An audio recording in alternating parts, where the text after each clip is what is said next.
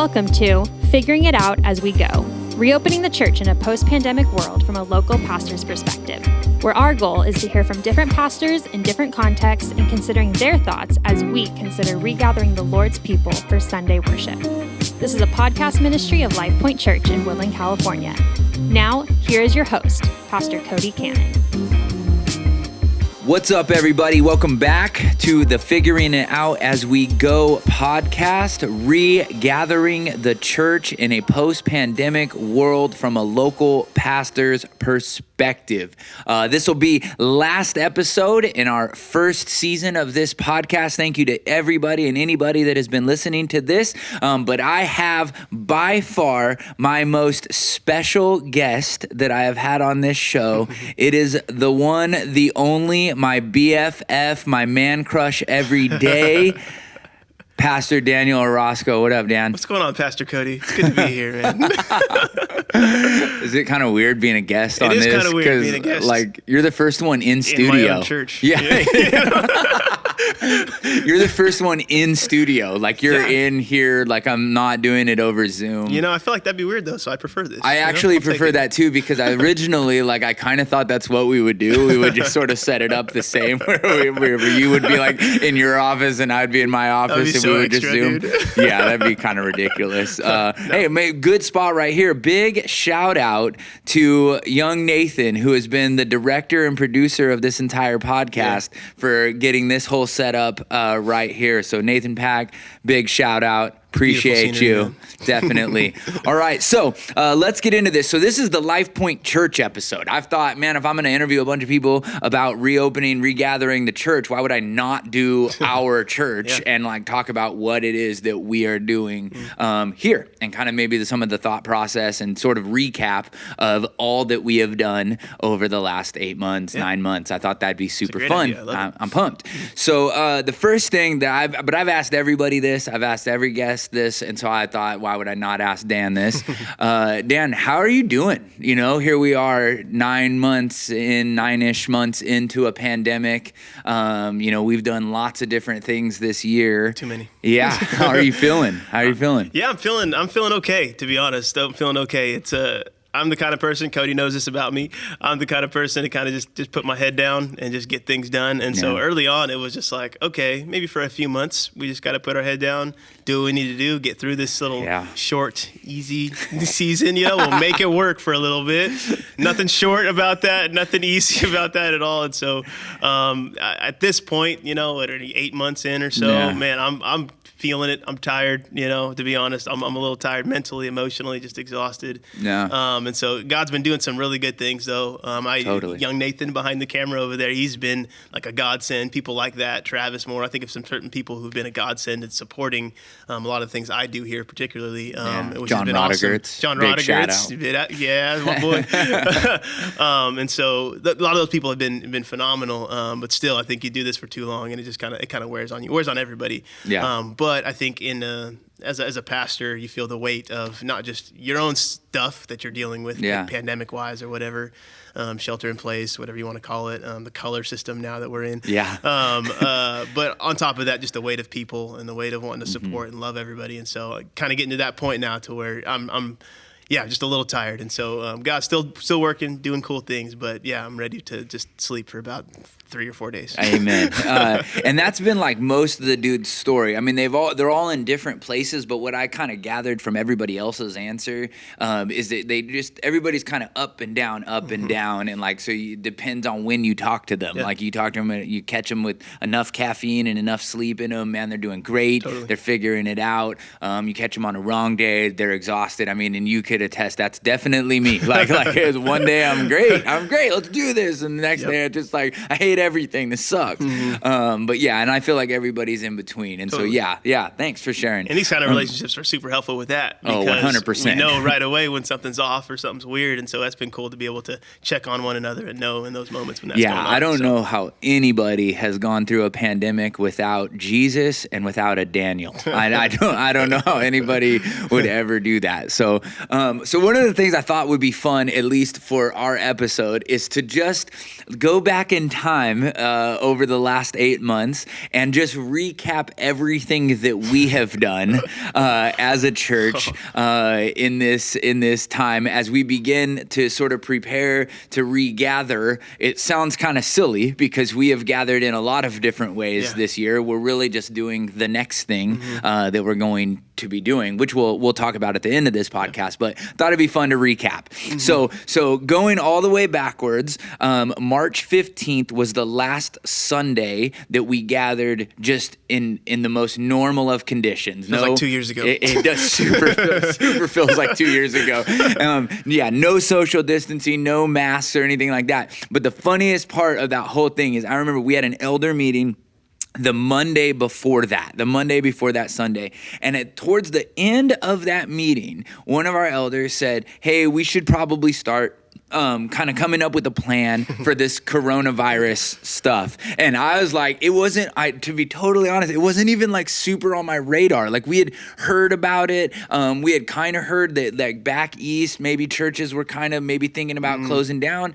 But we weren't even considering that. So that Monday night, he said, we should probably have a plan about this coronavirus. And I was all right, I'll get some hand sanitizer for this Sunday. and we did. We ordered like some big things of hand sanitizer. But in that span of time, whatever that is, like 6 days, by that Sunday, I threw out the sermon that I was going to preach for that Sunday. We interrupted 2 Corinthians, and I preached sort of a topical sermon about the coronavirus and what's about to happen, and basically said, this is our last Sunday meeting for a while. Yeah.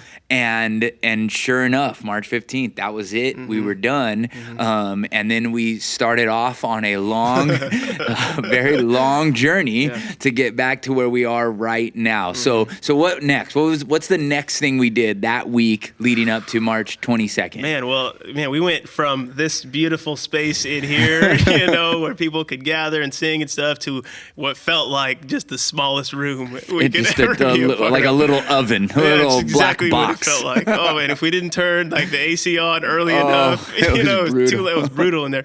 But man, we pivoted real quick. One of the moments why I say, man, I'm so grateful for people like Travis and Nathan and John and all the people who just gave up so much time. Real quick, we decided to take the entire system out of here, go into that room, and slowly over time start like trying to make it look a little bit better. We had the black sheet for a while. We had nothing for a while. We had nothing there for it. It was just the room and the wall. The TVs, it looked weird, because we weren't on live stream. Like we weren't doing live stream, and we kind of didn't want to do live stream. That was like a part of our culture. We never really had the desire to do that in the first place. We could. I feel like we could have. We had the people around that we could have gotten that done, but we didn't want to. We offered the weekly podcast for people that had to miss. They could listen to that, but we didn't really want to give the sense of gathering for church if you weren't actually gathering for church. Right. But when that was our only option, we had to figure out how to do that. Totally. And so we did it from a little room. You had a kind of a select group that were willing to come and be with us, even at the risk of the virus at that time, which we knew nothing about at that point. There was nerves those mornings. I remember, I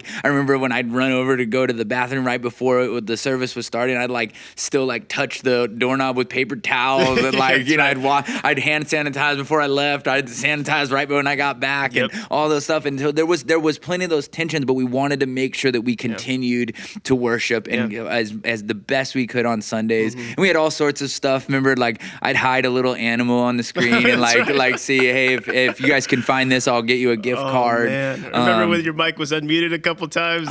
Dude, that's the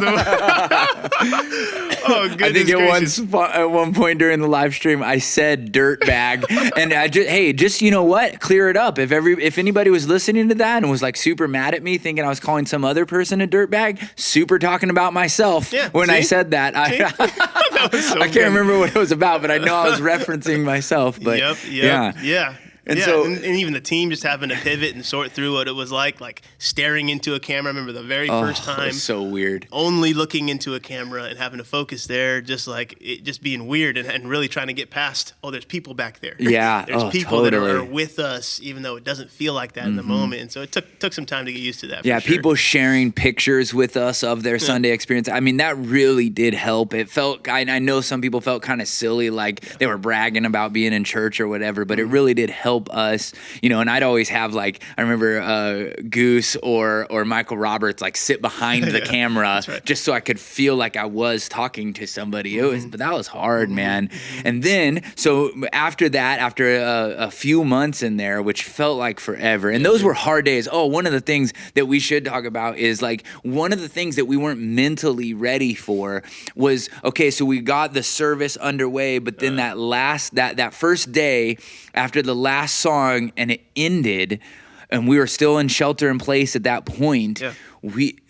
That was the most depressing thing. Was basically we all looked at each other and was like, well, see you next week. I guess that's it. Yeah, and it just ended. There was no conversations with people, no hugs, no praying with people after service. Seeing how people were responding to the message or the service in general, it was just awkward. It was really awkward. Waiting for the thumbs up from the guy on the camera saying we're not live anymore, just like that is not right. Yeah, and that's it. And it just felt, I remember thinking I wasn't ready for that. And I went home those first probably couple of weeks, maybe even first month, just really down. I just man, this is not what it felt so wrong.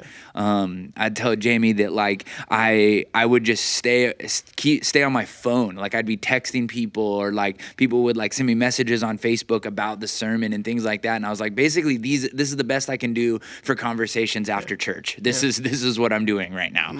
And on top of doing that all throughout the week already, because that was our only way of connecting with people. Exactly. Yeah, just brutal, man. But then we got to in the first go around, we had the opportunity to regather in person in June for 6 weeks. June and 2 weeks in July, we got to meet together. It's kind of a boost in the middle of that whole thing. It was, man. I remember the first Sunday for the first service when I stepped up to the pulpit. I remember I got choked up. I wasn't expecting that.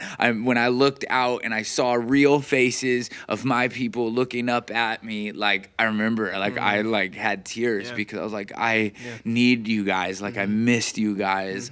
And for me, leading worship, one of the best, my favorite part of leading worship is being able to hear people sing and see faces as they're being impacted by what we're singing and pressing into worshiping the Lord. And so hearing voices for the first time again after a while was just, it makes you miss what you didn't know you would miss that much. It was weird, man. It was was never something that I thought about appreciating, that there are people listening. I've always known of how crucial it is to gather as people, as the Lord's people. But I never thought as a preacher, how I should appreciate the fact that I'm looking at the Lord's people as I'm preaching to them. I don't know. I just never really thought about it that much. And so that was so good. And it was cool. Even in the midst of that, I still feel in June and July, there was still mystery around the virus a lot. And people didn't know how they were feeling about it. Or maybe even at that point, some people had ended up in extremes. But we still were able in person to regather our church more than 50% in those weeks. And I think that's good. I think that says a lot about Life Pointe Church because I know that other churches were not able to do that in those times when we could meet. And so I'm really thankful for that. But cases started spiking in July, a lot of stuff going on in our nation in those times, and we hopped right back into a second lockdown. Yep. 6 weeks, and that was another location too. We did it here in the lobby, just in another random spot. We're let's try this for a little bit. Another spot, and so lockdown again. churches in that time were and that, to be honest, like that time I kind of saw it coming. I wasn't even like it. I was like, all right, we just got to do this again. Let's figure out where to go. Sadly, we were ready for it. Yeah. It felt like we were kind of ready for it. Yeah. And so when that happened, we spent. They did say that churches could meet outside. So some churches were, but that thought to me was like, it seemed like almost impossible because it was like we have no shade. We have this big old campus, but like no shade. And so that seemed really difficult. So we spent 2 weeks where we weren't going to move back into the black box. No, we were like, forget that. We're going to stay in the sanctuary. Right. So you actually did a 2-part series in Philemon inside. And then we were like, you guys, I think you and Kelsey said, hey, what if we met out in the courtyard? At least did one service where people could come in person out in our little kind of mini courtyard that has like the umbrellas and stuff. And so we did. We would do one service in the morning out there, and then we had the live stream in here. Yeah. And so we were like, yeah, let's do that. Yeah. So we did that. Brand new spot. We went out there. But the cool part about that was it grew, and we couldn't keep people in the shade. It was super hot. I remember thinking one Sunday, I think it was Sergio and Patty Jaime. We're dropping a lot of names on this. Sure. I like that.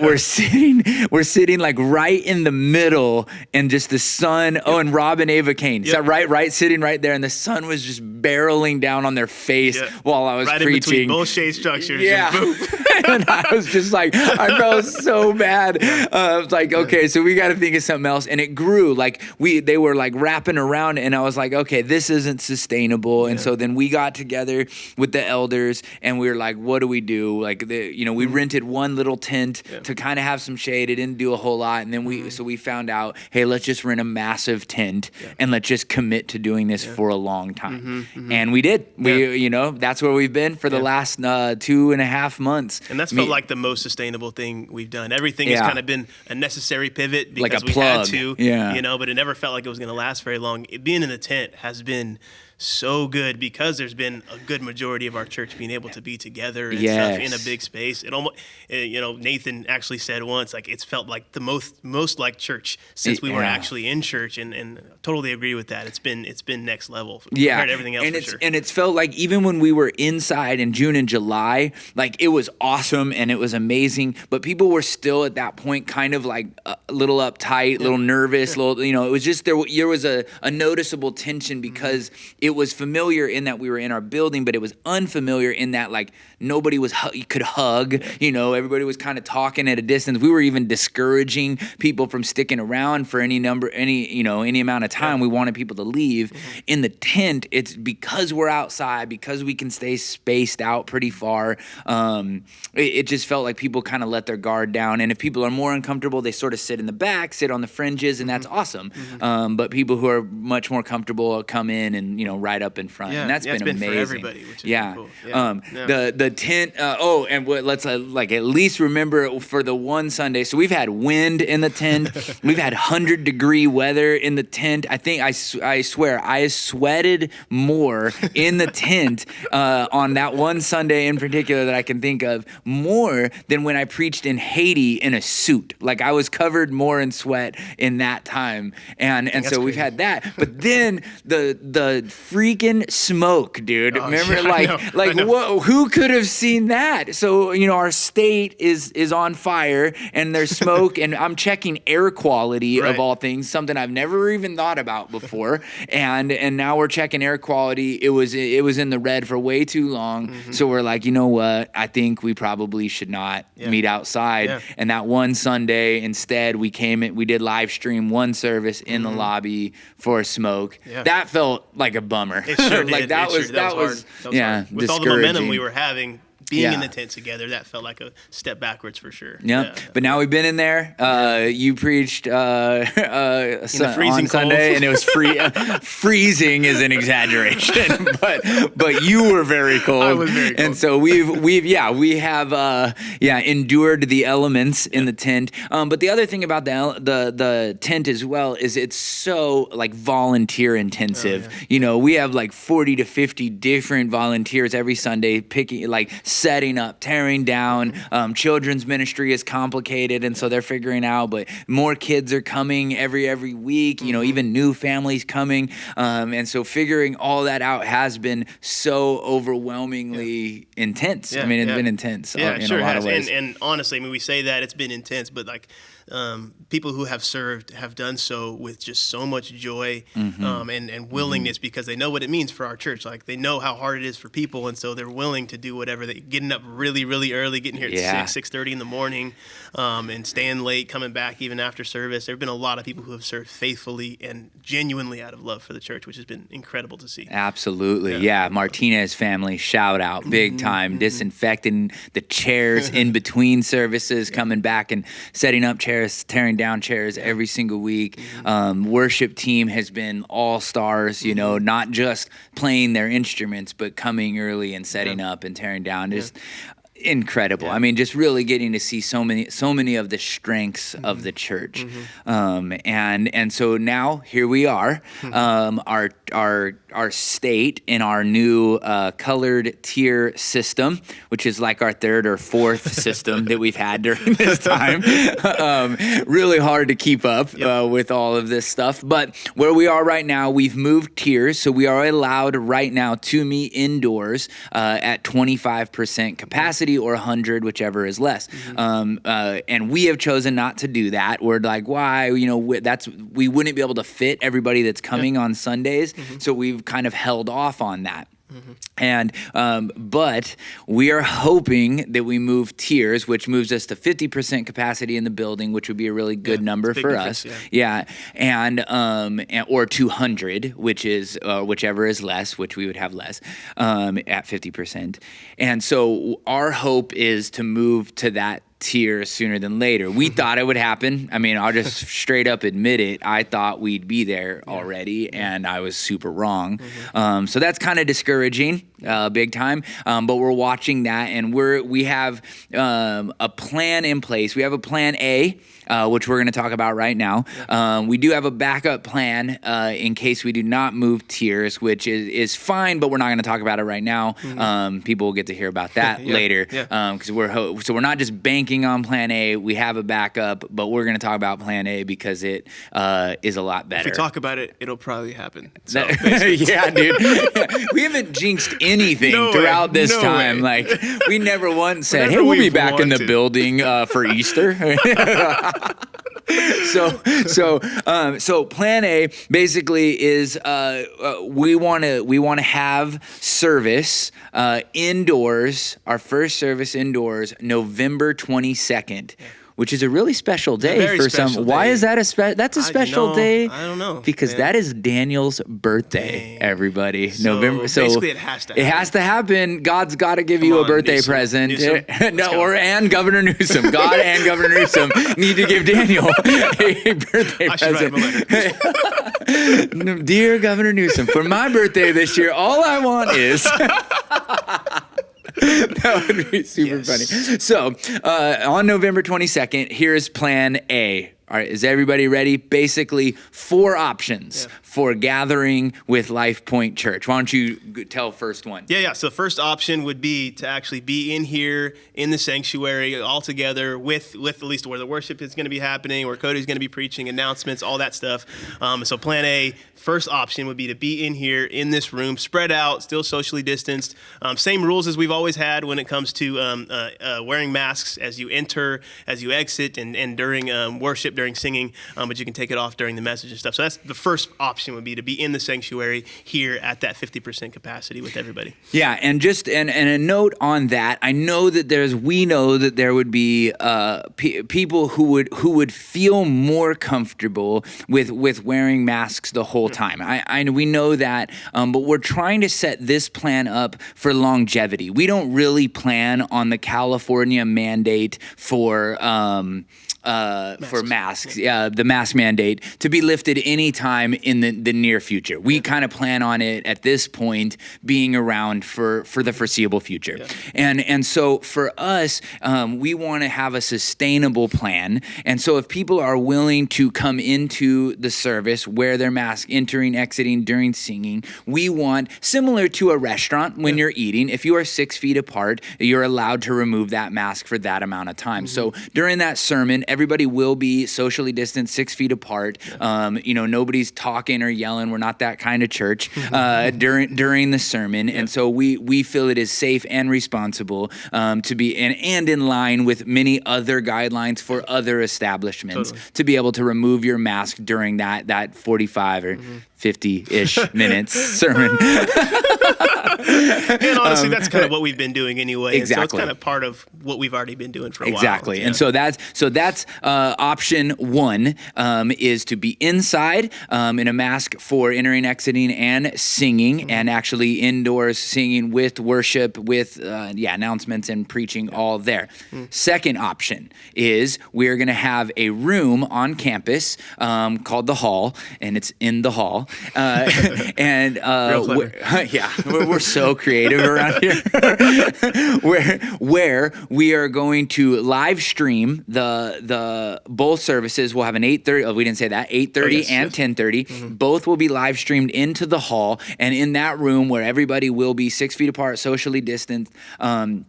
Where masks will be required for the whole time, and they'll be able to watch and engage in the service in there, in a mask the whole time. And we plan on having that room available forever. Yeah. Like that's just going to be a place that we have for people. They'll be able to wear masks the entire time, spaced out. Anybody who's feeling uncomfortable with the idea of meeting but still want to gather with the Lord's people on the Lord's day can come into that room for as long as they feel they need to be there. We're not putting any kind of end date on that. Yeah.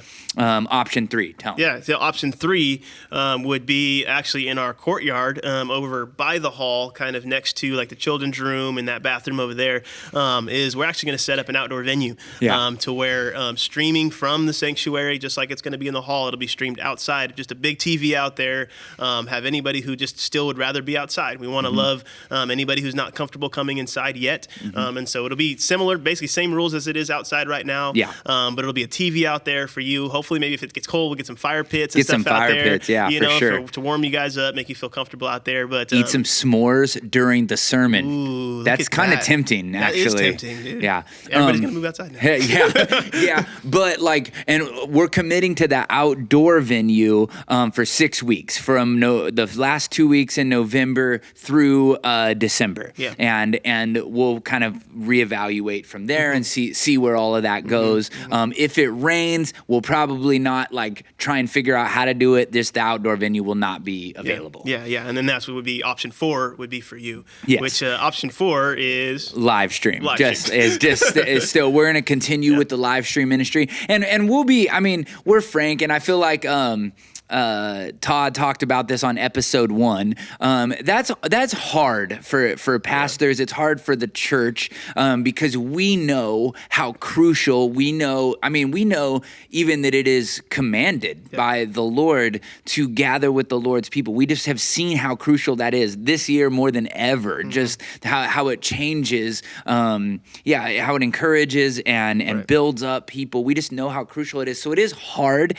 to continue to offer that live stream service. But we know we still have people in our church that are not and are incapable of gathering together on Sundays. And that's the primary reason we do live stream. We do not do live stream for people who should be in church but are not, who just because of the convenience of kind of waking up whenever they want and turning on the TV and sort of watching the thing. That's not why we do live stream. And we would encourage anybody who maybe has that as a reason, it's just kind of more convenient, come and talk to us as to maybe why it's better. Like we can show you biblically, there's so much that we, like Todd talked about, there's so much we cannot do. Exactly. But we've been commanded to do as a people of God if we are not gathering together on a regular basis. And so, yeah, we'd love to talk with you if that's where you're exactly. at. But we do know that there is a select few in our church, among our people in particular, who it is still probably not safe because of immunity issues, as well as physical issues. There's a handful of our elderly people faces coming to mind. Yeah. Exactly, that can't gather with us. So for that reason, we'll continue to offer that fourth option of live streaming, and it'll be the 10:30 service will be available online as a live stream service. So those four options. We'll have indoor service for all that are comfortable coming in and worshiping and gathering in the church. We'll have an indoor service where it's in the hall, where people are allowed to come in, spaced out, masked the whole time, and that'll be available forever. The outdoor venue, which we'll make available through December, and then obviously still the live stream option. Yeah, and I think it's just good to know. Hopefully, you guys know this by now. If you've been a part of Life Pointe Church, is like one of our core values is this is God's church, and because of that, I mean, we value His way and we value excellence. And so, any of these options, any of these things we do, we're not just going to skimp on anyone. Like we want all of it to be done well because we love what God is doing here, and we love the people of this church, and so we want to serve everybody well, no matter where they fall in those spectrums of being able to be a part of our church in that way. Exactly, and that's our main reason. That's the motivation behind it. Is it is a love for the Lord's people that are Life Pointe Church, the representation of the Lord's people that is Life Pointe Church. We love them, and so we want to all be together. I want it to feel like March 15th again, where we are just all together. No one's even thinking about it. No one's worried or concerned about being too close or masked or any of that stuff. I want that. I mean, it's strange to me that people would ever get to the point where they don't want that. I want that. I want to fill up this church building and be close with one another. I want people to walk into this lobby and hug one another and not think about it, like have no concern for it. I want our welcome team and our ushers to shake hands and not wonder, is like this person okay with me shaking hands? I want people to not have to wear masks and feel like they're okay and they're safe and it's fine, and not feel like they're doing something wrong if they're not wearing one. Like I just don't. I want all of that, and I don't think it is a good place to be to not want that. You know, we'll do whatever we got to do right now, but we want that. Right. Yeah, and we hope that the rest of the church wants that as well. You know, and I think, honestly, what has been something God has used this time for is revealing maybe those who do want that and those who don't, and maybe looking at the heart and us being able to see. It's kind of hard not to have yourself exposed in whatever side you're on. Yeah. You know, if you're okay with not gathering, not being close to people, then that's something to think about, to ask yourself about is, okay, like, do I actually love the people of God? Yeah. And how does that love expressed in my involvement, in my even service? You know, this whole time there have been some people who have shown to be incredible servants of our church, while maybe for others it's not been something that's been a strength or even a desire. And so God's done a lot of stuff. Because there's been people that have like not been able to be here and have thought it wise to stay back, who continuously served the church through a bunch of different ways. I mean, I think of Sue Guadiana, I think of Helen Poole, who have thought, for a while stayed back, although both are worshiping in church right now, which is awesome. But they never stopped serving the church. They never kind of checked that off. Like they were like, no, it doesn't matter that I can't gather with them in person. If they didn't know what to do, they asked. Oh, they asked. Yeah. And Kelsey has been, handing out jobs to do throughout this entire time. Yeah. And I just think that's amazing. It's beautiful. I think the church at large, but I mean, the thing that I get to see is that Life Pointe Church has shown herself to be very beautiful and to do a lot of really amazing things. Totally. So last thing, I've kind of asked all the dudes, like, what advice they would give to pastors thinking about reopening their church. So. Yeah. Yeah, what advice do you got, dude, for what's going on right now? You know all my thoughts. But I thought it'd be cool to ask you, what about our people? If you could say something to our people, a piece of advice or just piece of wisdom to share with our people as we kind of move towards this next plan, and we're holding it loosely. It is Plan A. We have a Plan B. But as we think about regathering Life Pointe Church, what is some advice or some counsel or some wisdom that you might offer our people as they think about regathering? I'd say first thing that comes to mind is, if it's not masks, if it's not the elections, if it's not the racial tensions we've been sorting through, whatever, these kind of things that have come up over the past 8 months, it's always going to be something. Oh, yeah. And so I think maybe this season has been really revealing for a lot of people, for myself included, of how I'm going to respond and react in these ways, in these dealing with these things, not just in my own heart, but even in how I am towards the church, how I am towards its leaders, how I am towards even those I see outside the church, and stuff like that. And so I'd say, like, it's always going to be something. And so maybe just take the time and think, okay, as I look back on these 8 months, am I proud of how I've been over these 8 months? Am I proud of, that's a good question. Can I look back and say, you know what, I'm so proud of how I've loved the church, or how God has led me to love the church. I'm proud of how I've handled my social media. I'm proud of how I've handled conversations with people maybe I disagree with. I'm proud of how I have responded even in my heart to the decisions the church has made, all that kind of stuff. I would really hope for a lot of our church, a lot of our people, that they can look back and say, yes, like I am so proud of how I've handled this season. But maybe if that's a harder thing to claim, to be proud of that, okay, maybe that says something, for the next thing, whatever that is. And in this moment now, it's regathering, the more immediate thing. But whether it's that or whatever it be, man, I want to be able to be better the next time. Something controversial or hard or intense as a community that we have to deal with. I want to know that I've been good, and that I've honored Christ, and I've honored the church, and that I've strengthened the church rather than maybe been, either a thorn or been divisive or been just kind of apathetic even, you know? And so that'd be my thing is let's look back and be proud of how we've handled all this. Yeah. Oh man, that's so good. Examine yourselves over the last 8 months, use this time to kind of review, and be honest. Cause I think it'd be real easy to be like, nah, I crushed it. I did great. Totally. But really, what do you have to look to that would say you did great? And maybe be your honest. Spouse or your kids or your friends would be a good gauge for that, of how you've actually been, but yeah. Sweet. No, I think that's super good. Well, dude, you honestly have been my favorite guest that I have had here. Better be. Best looking guest for sure. But this concludes season 1 of Figuring It Out As We Go.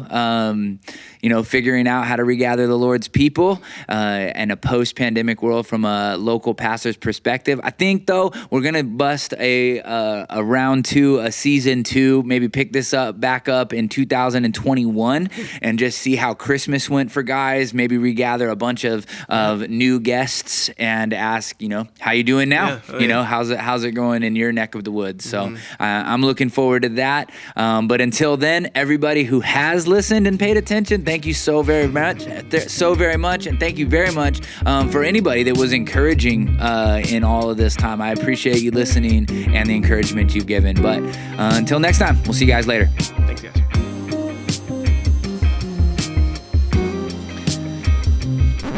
Well, what a very 2020 thing to have had happen. Me and Daniel recorded that podcast and video not even 2 weeks ago. And since then, things have changed, as they have been so rapidly.